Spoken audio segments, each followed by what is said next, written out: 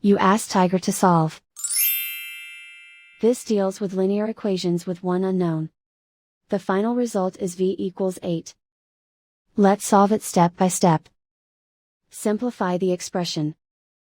Expand the parentheses. Simplify the arithmetic.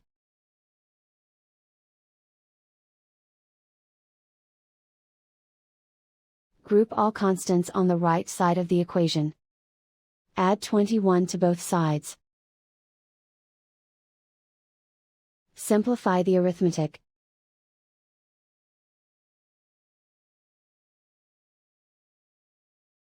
Isolate the v. Divide both sides by 3. Simplify the fraction. Find the greatest common factor of the numerator and denominator. Factor out and cancel the greatest common factor. And so the final result is v equals 8.